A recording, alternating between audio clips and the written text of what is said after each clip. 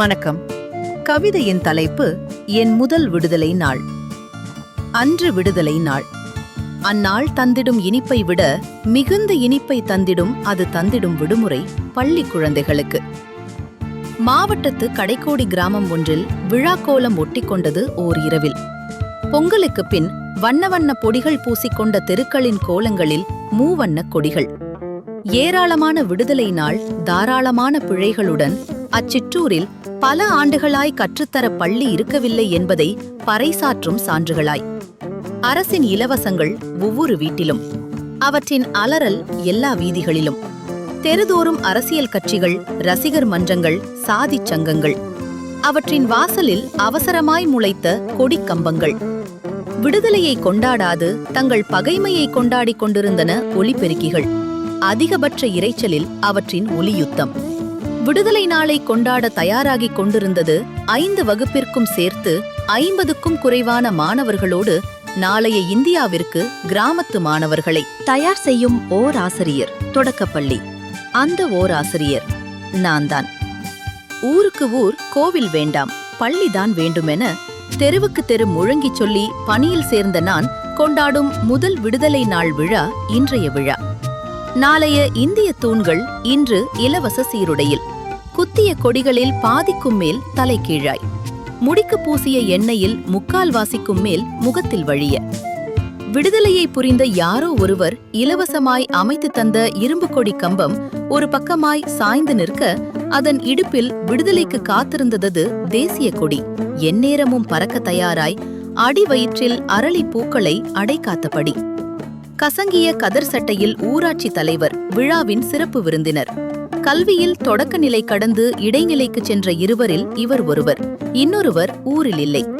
கிராமத்துக்கு வரும் தமிழ் கடிதங்களுக்கு விளக்கம், ஆங்கில கடிதங்களுக்கு மொழிபெயர்ப்பு வழங்கிடும் இவருக்கு கிராமம் நன்றி சொன்னது ஊராட்சி தலைவர் பதவி வழங்கி. கொடி ஏற்றிய கையோடு இனிப்புகளையும் அதைவிட அதிக எண்ணிக்கையில் ஈக்களையும் அவர் வழங்கிய வேளை.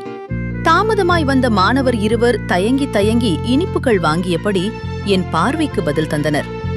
வழக்கமா நாங்க வரும் தெருவுல யாரோ சுவர் கட்டி அடைச்சிட்டாங்க சார், நாங்க அதிலே நடக்கக்கூடாதான் சுத்தி வந்தோம் சார். சிறப்பு விருந்தினர் காதுகளில் ஒலிபெருக்கி சத்தத்தையும் மீறி அது விழ காத்திருந்தவர் போல விளக்கினார்.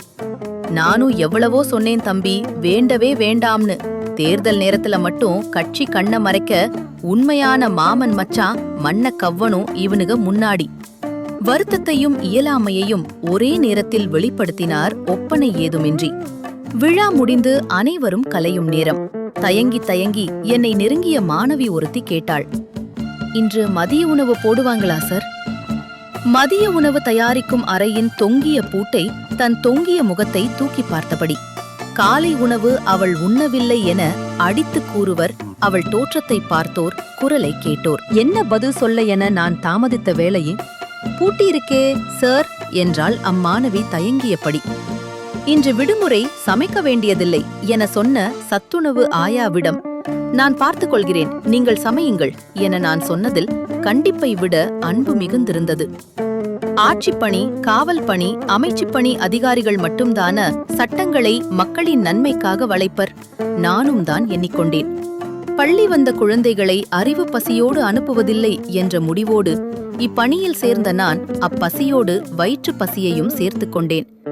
அப்பசி நீங்கிடின்தானே அறிவு பசி வந்திடும். விருந்தினர் விடை பெற்றுக் கொண்ட நேரம், தம்பி நீங்க கொடி குத்திக்கலையே.